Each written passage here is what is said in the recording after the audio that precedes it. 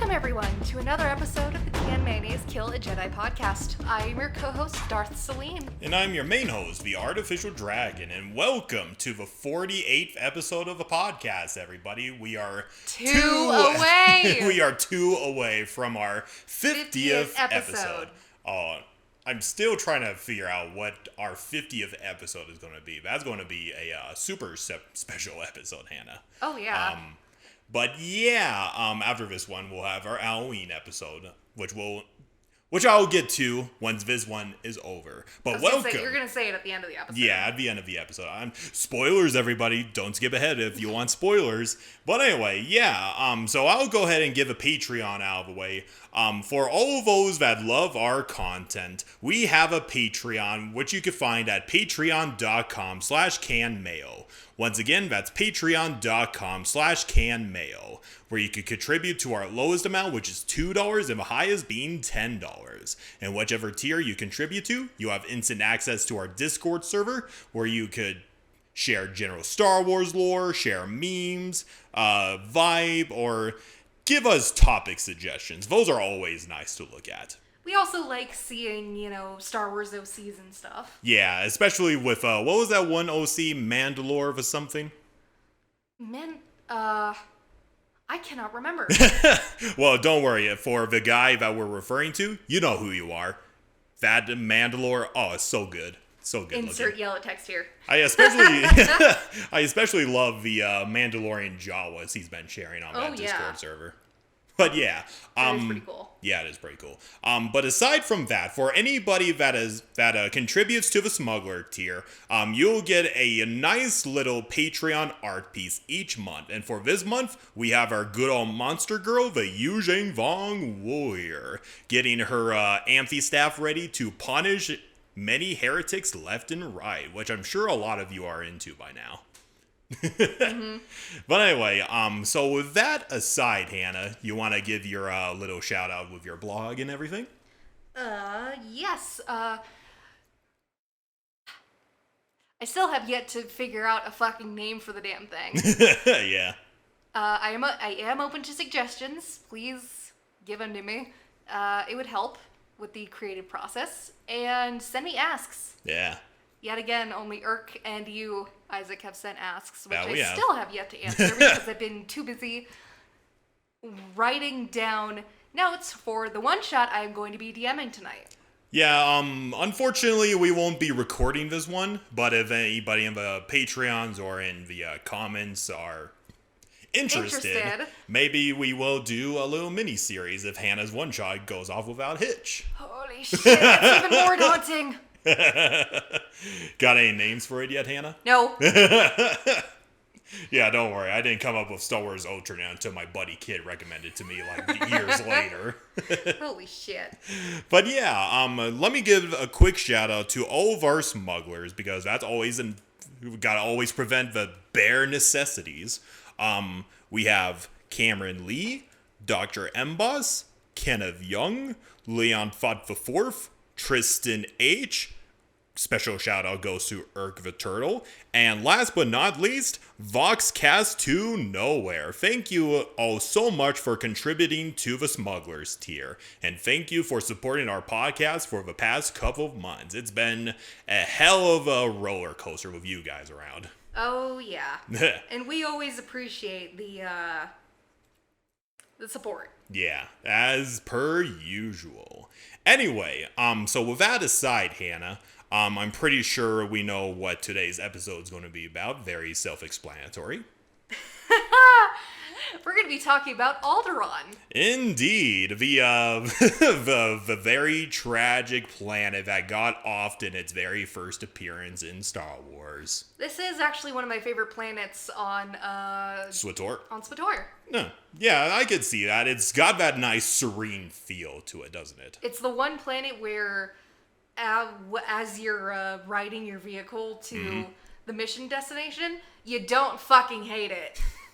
It's just like, oh, this is nice. I get to look at mountains. I get to look at trees. I see snow. It reminds me of Flagstaff. Oh, yeah. Yeah, I could see that. It's got to have higher mountains and snowier tops, but yeah, I get where you're going from. And, all the palaces that are there. Yeah, that is true.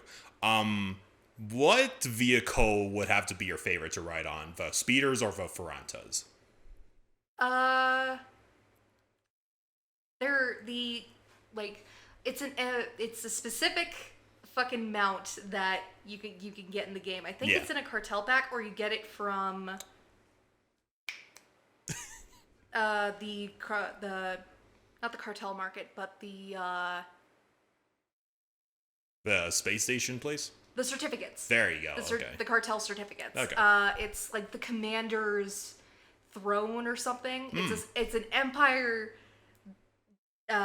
directed mount. Of course. It looks like a throne, but it hovers. Yep. And it's got the Imperial emblem at a hologram at the top. It's awesome. A mobile pimp throne. I love that. Hey, it fits for my Inquisitor. That is very true. But yeah, so yeah, this might be a shorter, longer episode than usual. I say that for every single episode we do, and it ends up being an hour and a half, but I don't... who knows at this point. It happens. That's fine. But yeah, so Alderaan, as we all know, it's one of the worlds found within the Core Worlds region, and it was the second planet within, well, the Alderaan system. Alderaan is 12,500 kilometers across, compared to Earth, which is 12,756 kilometers wide. Wow. Has a 24-hour day and night cycle, an orbital period of 364 days, and it has a temperate climate with forests, plains, grasslands, small seas, and mountains. So this is pretty much the closest planet we have talked about so far that's similar to Earth in Star Wars. Yeah. I mean, it looks like Earth when you're running around in the game. Yeah, pretty much. It possessed a singular moon, which is simply called the Moon of Alderaan. Very original. Very original. Like, Princess Leia uses that a couple of times. Like, in the same similar way, like we said, oh my god, she's all like, by the Moon of Alderaan. I just think it's really funny. And of course, we know as Star Wars fans, Alderaan is renowned galaxy-wide for its unspoiled beauty and was the home of many legendary heroes such as, well, Leia and Bail Organa, as well as the famous Jedi Knight Yula Caldroma. You might have heard the name before. I remember that from the History of the Sith Part 2. Yeah, where he was the apprentice of Exar Kun. Yep. Yeah, we'll talk about Yula Caldroma in his own episode because he is such a fascinating character. Yet another fucking episode to add to the list. Indeed, and it's just piling up, Hannah. Yep. Nothing new there. Anyway, much like its later ally, Naboo, it was also noted for its refined culture and committed to peace, which many Alderaanians working with and around the land to preserve its natural surroundings as best as they can. Mm-hmm. So yeah, when I do research, it's basically, Alderaan is just basically Naboo, but a lot better in some aspects. Mm-hmm. Because, well, it's the bigger dog in the park. Well, Naboo is still, it's still a baby world in comparison. Mm-hmm. But anyway, so Alderaan is also one of the core founders of a galactic republic, alongside others like Corellia and Duros. There's a saying somewhere I remember where somebody said, if Coruscant is the heart of a republic, then Alderaan is its heart. Yeah, I could see that. Yeah. The capital of Alderaan is called Alderaan. I know, very original there. Which is located near the Triple Horn Mountains, which is seen as an important center of culture and science, which housed the University of Alderaan, and also hosts the famous Alderaan Royal Palace, also known as House Organa. Yep. Yeah, it's that famous... I wouldn't say famous, but it's that palace that you see at the end of Revenge of the Sith. Oh, right. Yeah, when Bail and his just wife, right after Bail and Brea have adopted Leia. Yep, pretty much. That's House Organa for reference. And House Organa itself is a relatively new structure on Alderaan, being constructed during the first centuries of a golden age of a republic. So it was literally created during an era of peace in the galaxy. Other notable locales are the Alaskan lowlands. Most of these can be found in Switor, which consist of Fort Oris and the estate of House Trelly. The Althelius Coast, which is the ancestral home of House Organa, with the estate called Castle Organa, and would turn the surrounding, and House Organa, they turned their surrounding landscape into farmland, basically. And let me see, the Glaris Valley, which serves as the ancestral home of House Pantir, also the site of both Castle Pantir and the Elysium, making the region a seat of culture as well as democracy on Alderaan. You know where Elysium is, right? Yeah. It's those gigantic archways and everything. Yep. That's Yeah. where they also keep artifacts. Yeah, a shit ton of artifacts from the looks of it. Especially a lot of Jedi artifacts. And then there's Vajarian Mountains, which held House Elgo, along with House... Olgo. Thank you. House Rist, and was the site of many battles during the Great Galactic War, and later the Cold War. We need to talk about the Organa Noble House. That'll be a good episode. Yeah, that will be a good episode. Yeah, we'll definitely do a separate episode on the different noble houses of Alderaan and everything. Anyway, let me see. It also holds, where was that? Okay. The Camos territory also contains another region called the Castle Lands. You probably are familiar with the Castle Lands, aren't you? Mm-hmm. Which additionally serves as the ancestral land of House Fool and the King's Pass, which was the site of a decisive battle between the warring noble families before the creation of a parliament in the ancient past. Mm-hmm. Alderaan has a population of 2 billion people, 95% of it human and the rest aliens. That's so small compared to the U.S. alone. Yeah. Holy fuck. And I think like Coruscant has a population of 300 trillion, something like that. Jesus. Yeah, Alderaan is tiny in comparison to everything and everywhere else in the galaxy, which really does go to show how much they value the natural landscape and everything. Mm-hmm. Alderaan is famous for its luxury items, art, and wine, with, you know, that famous image of Count Dooku just sipping on Alderaan wine, I believe. Yep, that's a good one. Yeah. That's where we got the inspiration for the Dooku fan service. that motherfucking Patreon RPs. Go see that, by the way. That is high culture. That's my home screen on my phone. Oh, along with motherfucking Valkorian. Yep, Valkorian's my lock screen. Dooku is my home screen. Oh, that's fucking great. Anyway, where was I? So let's go ahead and briefly talk about the Alderaan animals. There's not a whole lot, in all honesty. It's kind of ironic because Tatooine and Naboo kind of beat Alderaan in terms of fauna and flora. Well, yeah. And it's also especially ironic considering that Tatooine is a barren landscape. Yeah, that is ironic. Yeah. But yeah, we'll start with the most recognizable fauna, which is the Nerf. Oh yeah, fucking Nerf herders. You scruffy Nerf herder who's scruffy rooking. But yeah, the Nerfs are a widespread herbivorous animal who come from, well, Alderaan. They were domesticated for both its fur and meat, with Nerf meat being the most profitable food item in the galaxy. Basically, they're cows. Pretty They're much. There's Nerf steak restaurants are pretty common within the core world for that very reason. Nerfs are not as common around the mid-rim and beyond, as ranchers in those regions of space prefer the less troublesome bantha. And aside from the steak, you also have the braised Nerf, Nerf burgers, Nerf loaf, Nerf medallion, Nerf ribs, Nerf sausage. What the hell? Okay, the Nerf steak stew, Nerf tenderloin, smoked Nerf, Nerf cubes, Nerf strips, and Nerf spread. Nerf spread? What the fuck? I do not know that what sounds that. Like... It's probably like some kind of stuffing or something. Okay. But basically, it's cow. Yeah. It's cattle. Pretty much. Additional... You fucking see them everywhere. Yeah, they are literally everywhere. I think they're like one of the only animals from Alderaan that didn't outright go extinct when it got into oblivion. Yeah. Additionally, herders of the beast are called, well, nerf herders, who are well known as being scruffy looking. I know. There also exists other subspecies of a nerf, such as the Grazomot nerf, which could only be found on the planet of Grazomot, and it is likened to an Eope with antlers.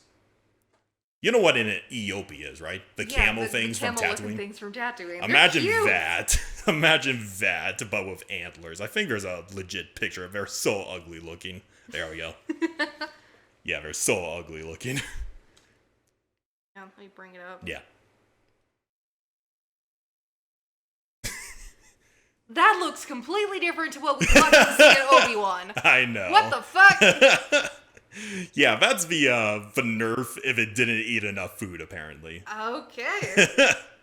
There's also the mountain nerf, which evolved on the planet of Fenisa, where they were allowed to roam the mountains freely and began to live in the caves. Don't worry, I don't have any more pictures of a nerf right now. Okay. There's the wilder nerf, which is a more wild species of a nerf, the Larkin nerf, and the woolly nerf. Pretty self-explanatory. For the nerf, there exists an illegal and unorthodox sport simply called nerf throwing. What? Yeah. Nerf throwing? Nerf throwing. That sounds like a fucking Scottish Highland game. There's not too much I've seen about nerf throwing, but it is described as the contestants literally throwing the nerf for distance and accuracy. Yeah, that's a fucking Scottish Highland game. I'm just imagining somebody putting the nerf on a fucking catapult and letting them fly. Like that one scene from what was it, Monty Python and the Holy Grail. Jesus Christ! Holy fuck. There also exists a virus on Alderaan called Nerfpox, which is a virus that affects Alderaan youths. Chicken pox! Pretty much, yeah. So I'm pretty sure it's not literally from a nerf, but they call it Nerfpox. They call it Nerfpox. And of course, we have another one of Alderaan's more famous creatures, the Pharantas. The Pharantas are actually really cool. Think Yeah. For those of you who don't know what they are, think a manta ray, Yep. but it can fly. Yeah, it can fly through the air, and they come in numerous shapes and sizes on Alderaan. I love the way they look. Yeah, and they I look wish so they had cool. one as an actual mount Yeah. in the game. It is so cool looking. The Pharantas, they feed mostly on smaller flying creatures and airborne zooplankton, and are famously used by the Alderaanians as air transportation. While native to Alderaan, they could be found on other worlds such as the gas giant of Bespin. And some were brought to Coruscant, but unfortunately they died immediately after due to air pollution. Oh. Yeah, unfortunate. Coruscant is the China of the galaxy. You know, that's actually not that far off. There exist many subspecies of the Pharantas, the first being the common Pharantas, the Bellina Pharanta, the Pilota Pharanta, the Great Pharanta, and the Giant Pharanta. Pharanta. Pharanta. Pharanta. Yeah, the Giant Pharanta, they are so big, they could have, entire palaces on their backs and everything. Oh, damn. Yeah, they are big boys. Then there's also the Maliter. Let me see if I could pull it up real quickly. Why did I not get a picture of this one? It happens. Of all the creatures I didn't bring up, it's the Molitor. Here we go. So this is kind of a more disturbing looking one. The Molitor. It's basically this weird bug-like creature that is found in Alderaan's ancient mythology, as you'll see in the chat real quickly. Mm-hmm. So yeah, the Molitor exists in Alderaanian mythology. What the fuck is that thing? I know, it's so creepy looking. Ew! Take a Skeksis from fucking Dark Crystal and melt it, and that is what this thing is. Ew. I know. The Molliator is known to use its magical powers to protect the Alderanian royalty, and it is famously used as a piece of Dejaric. Okay. Yeah, I'm not sure if it actually exists, but it's famous enough to be a chess piece. That's just so disgusting looking. There also exists the Monka Cat, which I'm sure you've seen plenty of them on numerous planets across the galaxy. You run into Manka cats a lot. Yeah. Yeah, they're basically like a cross between African lions and mountain lions. And that one actually looks kind of cute. The kitten is really cute. He's really cute. Looks like mix a lion and a bobcat. Yeah, that's what I was thinking too. Yeah. The monk cat is a predator native to Alderaan, but it could also be found on other worlds such as Typhon, where they were domesticated and used as attack animals by the Flesh Raiders.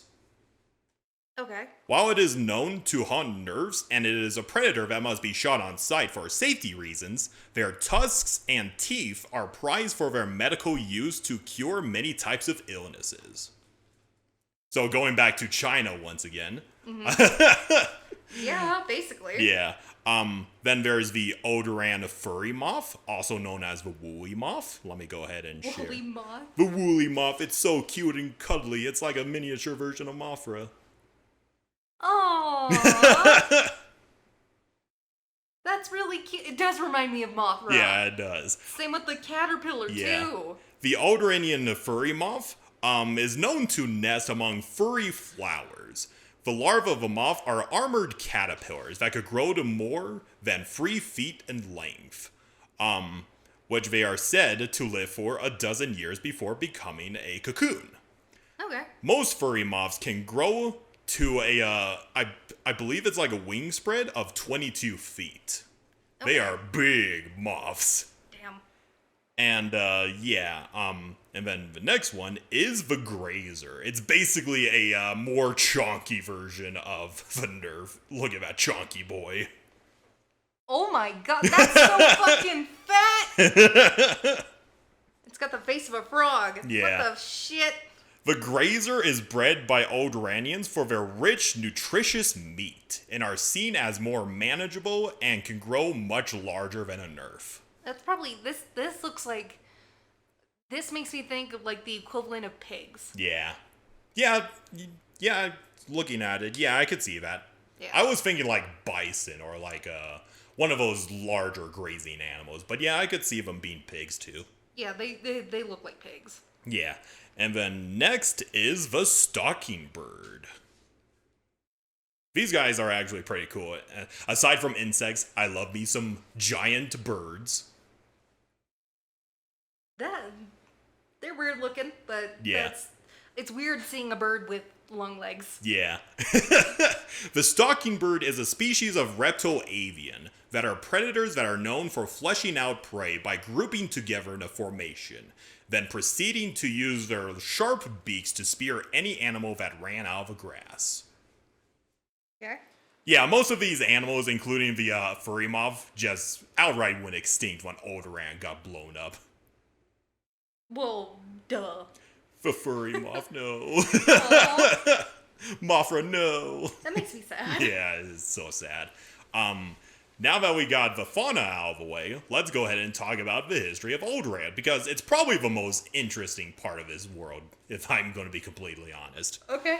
Alderaan, in 1 million years before the Battle of Yavin, would be inhabited by, well, its original inhabitant, the Killiks.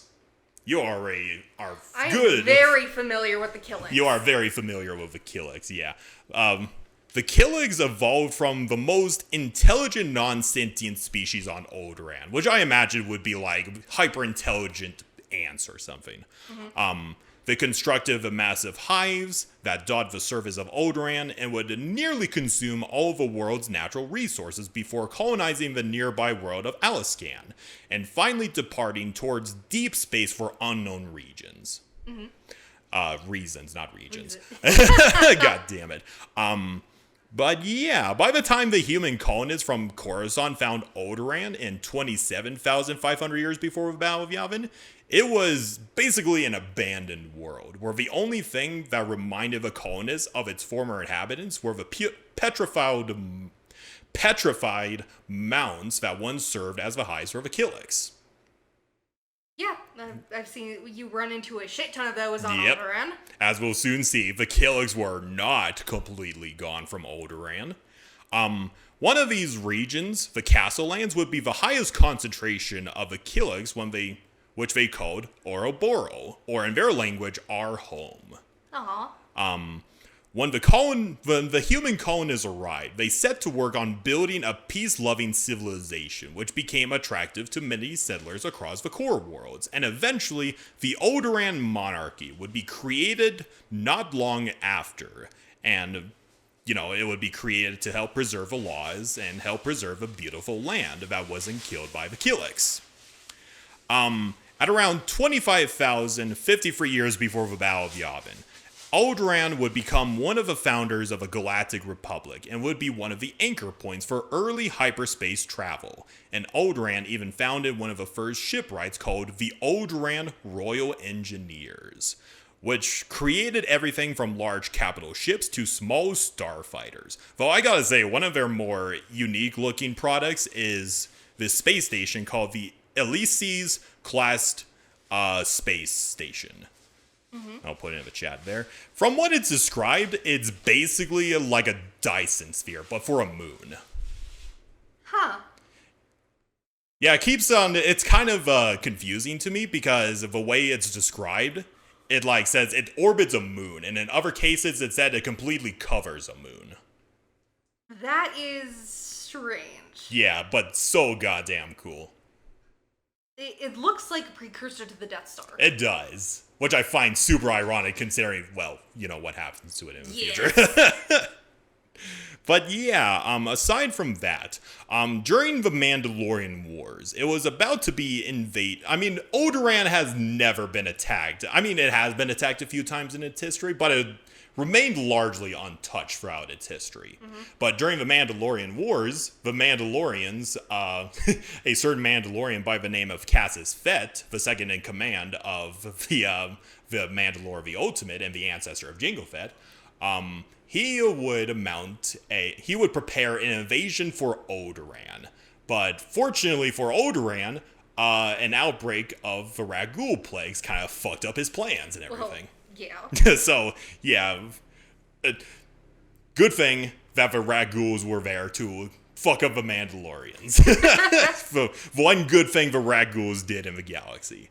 But aside from that, eventually, around the Great Galactic War and everything, when Vitiate Sith Empire invaded the galaxy, Alderaan would be one of those many worlds invaded by the Sith Empire. Oh. And, led to that motherfucking masterpiece of a cinematic trailer on Alderaan. Oh, right. Where, yeah, you remember one. You see Satele Shan kicking ass. Yeah, and Malg is also kicking ass. Yes. Yeah, such a great trailer, by the way. I love it so much. Watch it if you haven't seen it. Yeah, it's so good. It would be taken by the Sith Empire, but then a task force led by Commander, where was his fucking name? Commander Jace Malcolm. You know who Malcolm is. Yes, Theron's dad. And the motherfucking Giga Chad that managed to bang Satele Shan. Yes, the dude who managed to bang the Grand Master of the Jedi Order. Yeah. And motherfucking ran up to Darth Malgus and went Allah Akbar on his ass. Yep. Such a motherfucking Giga Chad, I swear to God. But yeah, during the Great Galactic War, the Republic wasn't doing too hot against the Sith Empire. They were suffering defeat after defeat after defeat. And then Alderaan came along. The Sith were about to win, but then the Republic managed to squeeze in a victory. And Alderaan became a rallying cry for the Republic. Wow, the Sith Empire is actually not invincible. We could actually do this. And at that point, Alderaan became a lot more militaristic because, fuck the Sith. They almost invaded our home world. We gotta kick them out of Republic space and everything.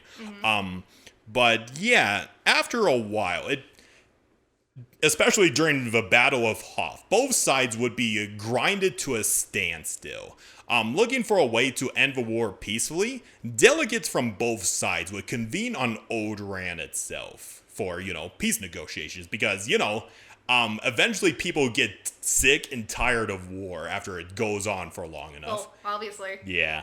Though, unfortunately, as is the way of the Sith, this was a mere distraction to allow Malgus to lead the sacking of Coruscant itself. And this move was merely to hold the capital hostage to force the Republic delegates to sign the Treaty of Coruscant, which ultimately ended hostilities for the war, but forced the Republic to abandon many fronts and many of its longtime allies to the Sith. So yeah, it wasn't a good time for the Republic. Seeing the treaty as unfair and leaning toward Imperial interests and not both sides, Alderaan as a whole was disgusted by this, and as a result, the Crown Prince of Alderaan, a man by the name of Gal Pantir, would walk out of the Senate and declare his world an independent system. So kind of a similar move to what Corellia did during the Separatist crisis. Like, fuck you guys, I'm not going to participate in anything. Gotta point this out real quickly. It's kind of huge that a founder of a republic basically declared neutrality and independence from the republic. Oh, yeah. Like, the soul of a republic basically telling the republic, fuck you, we're going to do our own thing. That's a huge deal. But unfortunately, things would be worsened when Gaul would be assassinated, and his mother, the current Queen of Alderaan, would perish several days later, which caused much division between all the royal families, each of them wanting to claim the throne for themselves. Oof. And as we know, this led to the Civil War that would be influenced by both the Republic with, the House Organa, and the Sith who would back House Fool. Yep.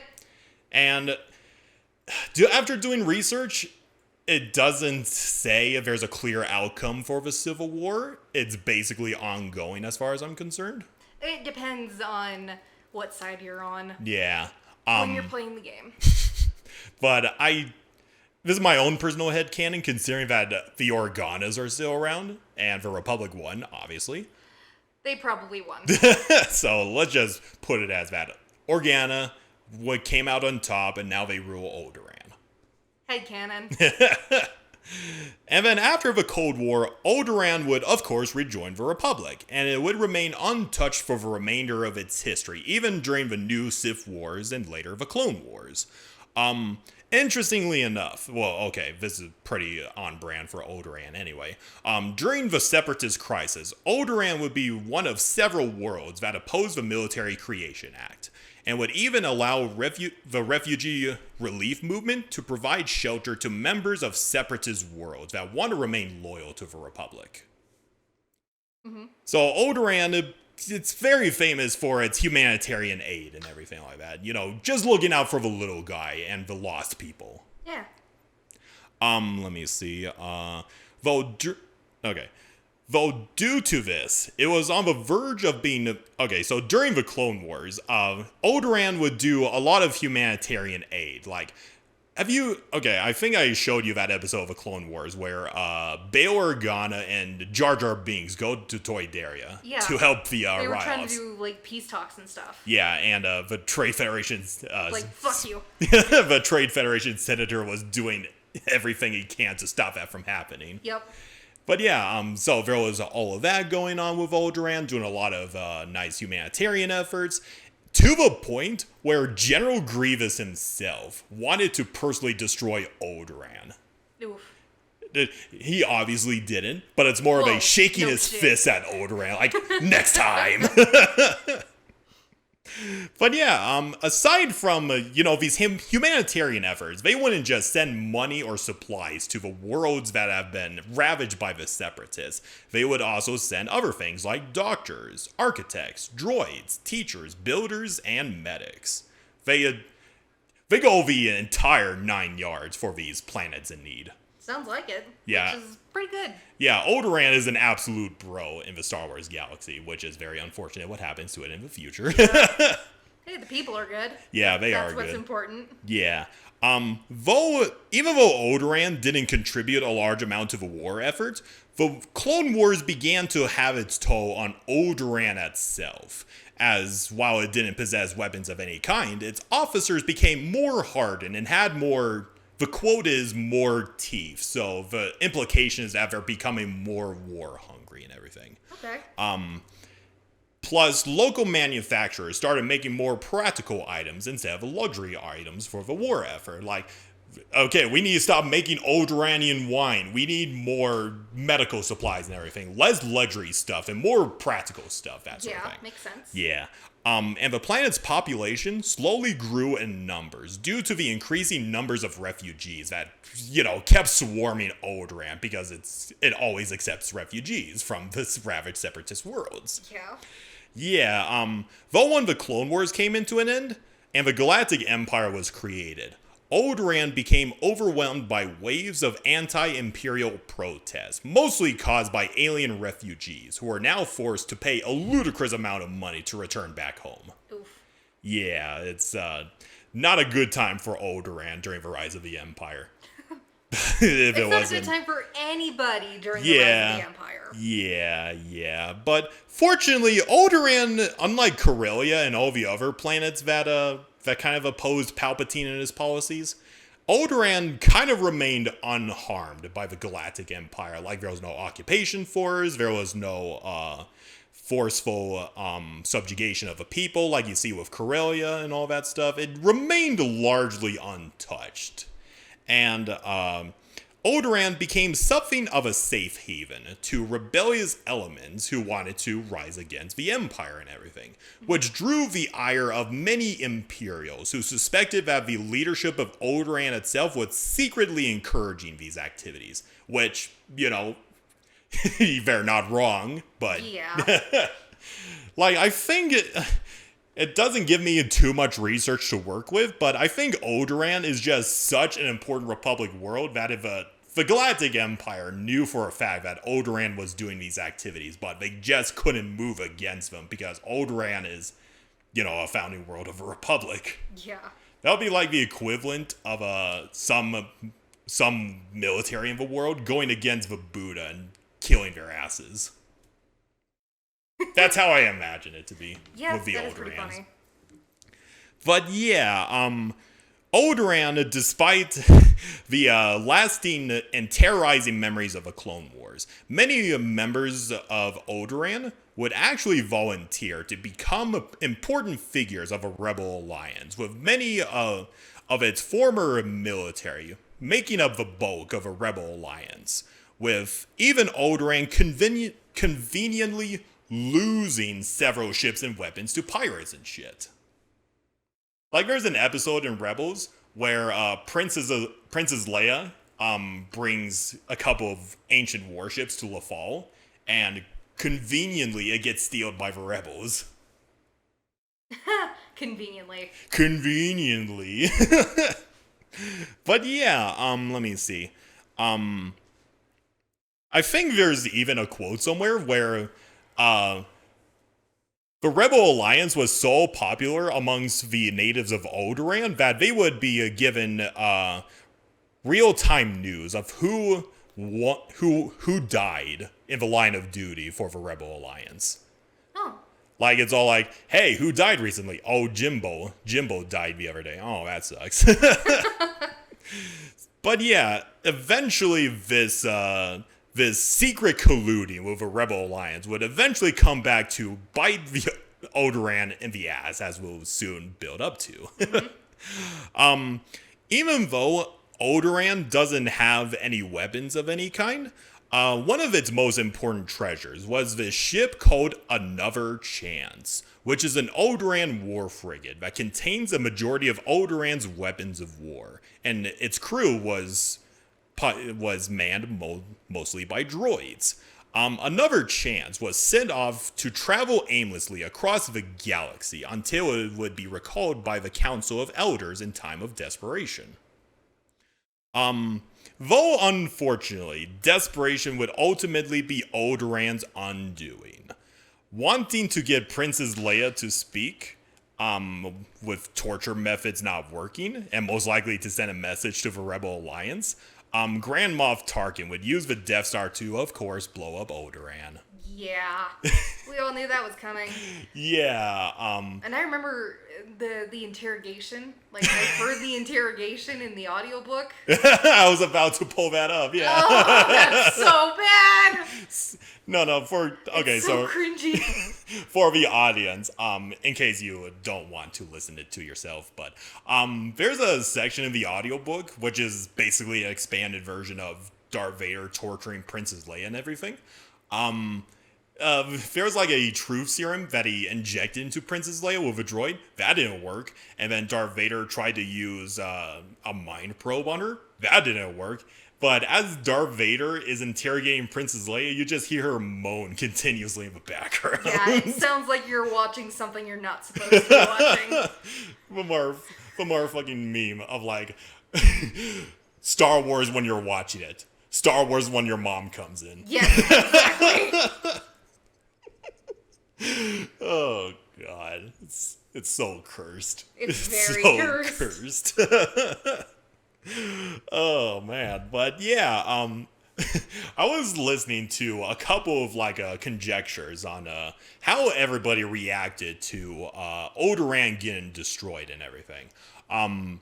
Okay, before that, Grand Moff Tarkin was actually talking to a couple of his lieutenants about blowing up Alderaan, and he's saying, like, I got permission from Palpatine to blow up any planet that I deem necessary to be destroyed. Uh-huh. And he, like, turns over to Darth Vader, and he's all like, you got a problem with that, Lord Vader? And he's like, not at all.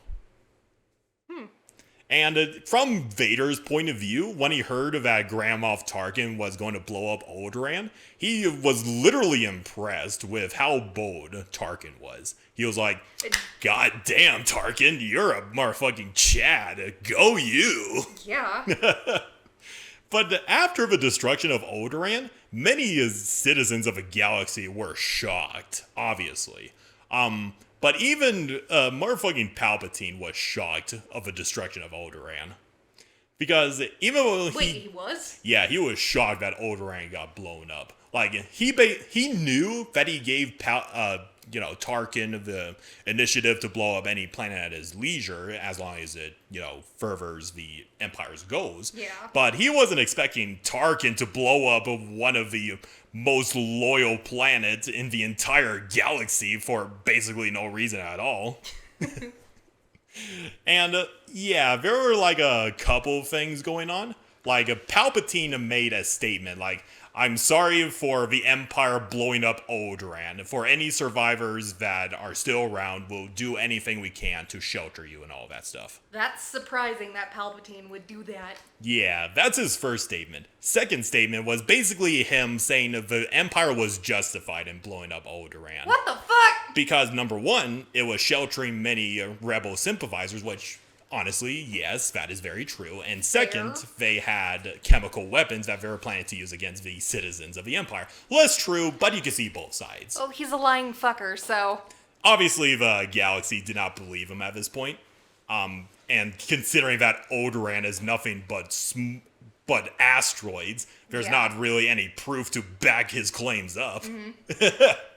And then, many historians of the Star Wars galaxy would attest that the destruction of Alderaan would be the many stepping blocks that would lead to the downfall of the Empire. As the destruction of Alderaan convinced many people to defect to the Rebel Alliance, even more so after the destruction of the Death Star. And the destruction of Alderaan would become a piece of propaganda for the Rebel Alliance to gain more recruits, to show how justified they were against the horrors of the Empire and everything. Mm-hmm. And then, let me see. And then after that, let me see. And Alderaan, well, it's no longer Alderaan at this point, but what was Alderaan? What was Alderaan was nothing but a bunch of asteroids floating in space. And this area would be given the name of the Graveyard. Oof. Alderaans that were off-world would make a tradition by making a pilgrimage to the graveyard, and through a ceremony called the Returning, they would shoot capsules filled with gifts for their friends and family that had perished on Alderaan. That's a good way to honor the dead. Yeah, it gives me Day of the Dead vibes. Not Day of the Dead. What was that holiday? What holiday? The Mexican holiday where they go, give gifts to the people of the dead and everything. That is the Day of the Dead. Day of the Dead. Okay, I was right the first time. Cool. Yeah, it's called an ofrenda. Ofrenda mas muertes. Ofrenda. Like offering. Yeah. Yeah, it gives me those sort of vibes with returning to Alderaan. Well, what's left of Alderaan anyway. There were also a branch of Alderaanians called the Guardians that would stand guard around the graveyard to prevent looters from stealing the precious capsules that were given to the dead, because most of these capsules would contain valuable artifacts and money and everything like that. Mm-hmm. And obviously pirates, they don't give a shit about treasures that are given to the dead. If it's treasure, I'm going to go and plunder that shit. Yahoo! Yeah. Let me see. Even after many years, one of Luke's Jedi initiates who would visit the graveyard would still sense through the Force the numerous screams of a planet's previous inhabitants. So, they're literally sensing the millions of dead still screaming through the Force. Mm-hmm. Which is very foreboding, very creepy. Well, you think? Yeah. Well, miraculously, pieces of Castle Organa managed to survive the destruction of Alderaan. That is very surprising. Yeah, and Vader would actually set up traps for those that returned to, get treasures or whatever. Eventually, though, Leia and one of the elders that happened to be off-world of Alderaan at the time went back to what remains of Castle Organa, and they would find a signal that would bring back that ship I mentioned earlier called Another Chance. Uh-huh. And Another Chance was basically the last gift that Alderaan would give to the Rebel Alliance because of all the weapons of war it stored inside it. That's pretty cool. Yeah, it is pretty cool. Fucking Deus Ex Machina. Yeah. Yeah, I also forgot to mention that, obviously, a lot of people that came from Alderaan that were serving the Imperial military at the time, they defected to the Rebel Alliance because of that. Well, yeah. I think there's also, a manga from the point of view of these Imperial cadets who were at the Death Star at the time, and they were also shocked to see that Alderaan was destroyed by the Death Star. There's also another... Star Wars and manga, you never would have thought. There's plenty of manga out there, actually, yeah. Did not know that. Yeah, there's a certain manga where, you remember Commander Bly? Yes. The commander that served under Aayla Secura? Yes. There's a story where he and Darth Vader actually teamed up to kill the survivors of Felucia. Bro, what? It's so good. Damn, okay. Yeah, it's so good. But yeah, there's also, going away from manga real quickly, there's another great short story from Dark Horse Comics. This is a couple of months after the destruction of Alderaan. Darth Vader would be tasked with hunting down Rebel Alliance survivors and everything like that. And he was on his Star Destroyer, and he would oversee, operations of bombardments and everything. And the Imperial captain that was serving under him was getting a little overzealous and just blowing all these rebel bases to oblivion, leaving no survivors. And Vader was all like, hey, stop that. We need survivors. We don't need an impact crater. We need survivors. He's like, okay, I'll do as you say, Lord Vader. Oh, shit. And they go to another Imperial base. Not Imperial base, our Rebel base. And the Imperial captain was all like, okay, make sure to downgrade the turbo laser's battery so it doesn't end up being more destructive. But instead, the batteries were overcharged and destroyed the base. And Vader was furious because he was all like, I ordered you not to do that. He's like, it wasn't me, I swear. And Darth Vader's like, Let me wait. guess, he choked him. No, he was about to, though. He was about to. As he was about to choke him, he was all like, wait. there's something wrong about this situation. And he's all like, okay, Captain, maybe I judged you too harshly. Here, let's speak in private real quickly. They, spoke privately, then they came back, and they went to another rebel base, and the Imperial captain solidified his orders. Hey, make sure you fire at the lowest setting so that we could get survivors from this shit. And of course, it was at the highest settings, and that base got blown to oblivion. And Vader was like, I'm very disappointed in you, Admiral. Well, not Admiral, Captain. And he turned to one of the gunners, and he's like, you're the ones who overcharged the turbo lasers. You're a former inhabitant of Alderaan, aren't you? Oof.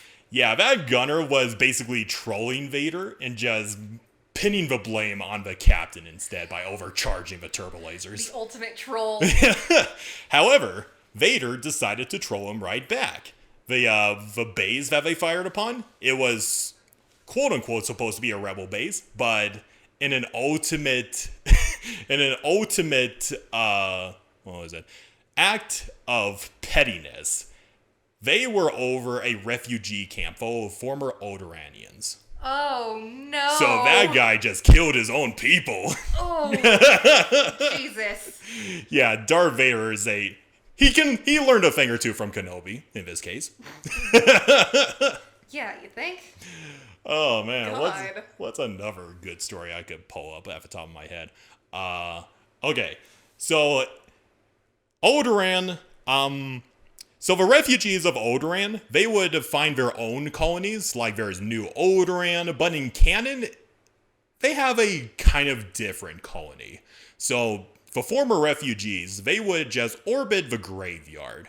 But Princess Leia would, do a lot of political machinations, and the refugees of Alderaan were surprised to see a gigantic shell floating within their region of space.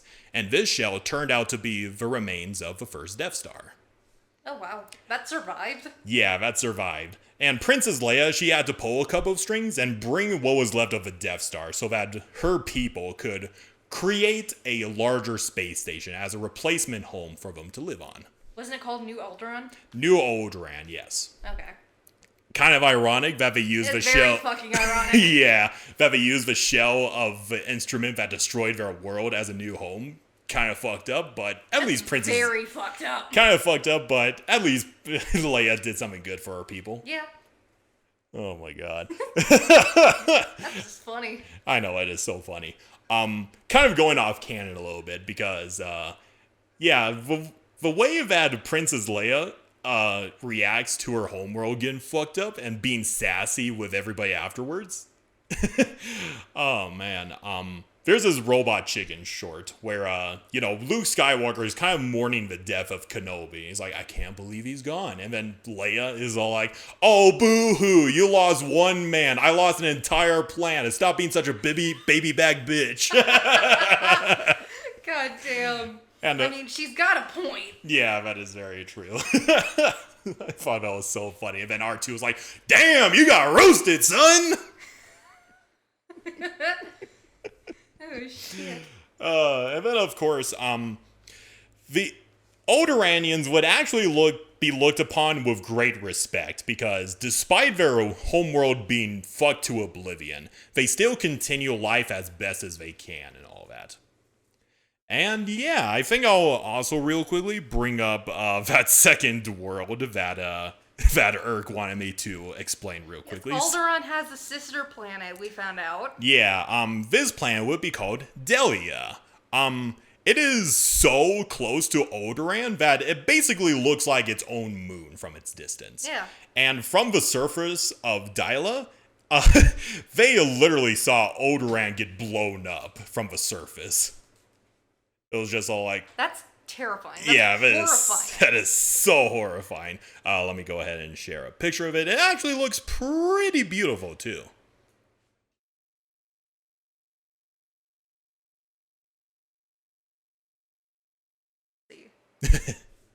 It looks just like Earth. Yeah, it does. That is beautiful. Yeah, it is pretty beautiful. Let me see if I could blow up a couple notes. Yeah, Dyla, it doesn't have too much lore on it. Like, there was a Rebel Alliance satellite stationed there. And then Princess Leia visited the planet formally to mourn her home world along with the refugees from it, as well as gather support for Rebel Alliance, yada, yada, yada. You know, that sort of thing. Let me go ahead and I'll mention a couple of members from Alderaan. Of course, we know the famous ones: Bail Organa, Princess Leia, Eula Caldroma. Did you know that Terran Blood was from Alderaan?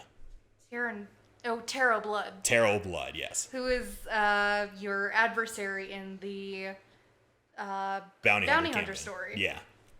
Yeah, that motherfucking little prick. He is a prick. He doesn't have honor. He cheats. He cheats. Didn't he literally kill one of his mentors or something? I think he did. Yeah. It's been a bit since I played the Bounty Hunter story. Yeah. Of course, as with every single race of the galaxy, they have their stereotypical members and those that go against the fold and everything. Did you also know that Cara Dune, who's the buff lady from Mandalorian, is also from Alderaan? Did not know that. Yeah, I just found that out a little while ago. I probably overlooked some dialogue when she was first introduced, but she was a Rebel Alliance shock trooper from Alderaan. Huh. Yeah. Which I think is pretty cool. Yeah, that is pretty cool. If only Gina Carino was yeah, a better person. Unfortunately, yeah. But let me see if I could pull up a couple of other members. Of course, we have Jisa. What was her name? Jasa Wilson. Thank you, Jasa Wilson. Yep, I forgot about that. Yeah, she was a handmaiden to a noble. Yeah. She's such an emo Jedi. Oh, if you go dark side. That is true. Let me see. Yeah, there's holy crap. I'm not going to be able to go through all of these members, so I'll probably save the Alderaanians for their own episode or something like that. But yeah, that is our episode on Alderaan. What did you think, Hannah? That was, I think the animals interested me the most, along with the history. Mm-hmm. But everything else was just okay. What was your favorite part about Alderaanian history, Hannah? The noble houses. Yeah. Yeah, the noble houses are... And, of course, what happened during the Cold War. Yep. That motherfucking cinematic trailer is, so good. It's chef's kiss. Mm-hmm. But yeah, that is our episode of Can Mayonnaise Kill a Jedi? Or in this case, oh my god, stop blowing up goddamn planets, Death Star. Yeah. But yeah, want to know what our next episode is going to be about, Hannah? Please tell me. So yeah, just keeping up the classic... This is the Halloween episode. Yeah, just keeping up the classic tradition of spoopy themed episodes for Halloween, or relatively close to Halloween. We did our piece on ghost stories, urban legends last year. Those are always fun. Yep. For this Hallows Eve, we will Halloween! I said Hallows Eve. Leave me alone. Anyway, so for this Halloween's episode, we will be exploring something even spookier. We will be talking about Sith Spawn. Okay. Sith Spawn will be interesting. They will be really interesting. Like, you got the Ragul, you got the... Tarantatak. The Tarantatak, and of course, my good old creation, the Sith Witchling. We will be enlightened more on that next time. Indeed. But anyway, I hope you guys had a wonderful day. Hope you loved listening about Alderaan and it being blown to oblivion and all that lovely stuff. But yeah, we'll see you next episode, and we'll look forward to celebrating Halloween together. Happy Halloween, y'all. And may the Schwartz be with you. Bye-bye. Bye.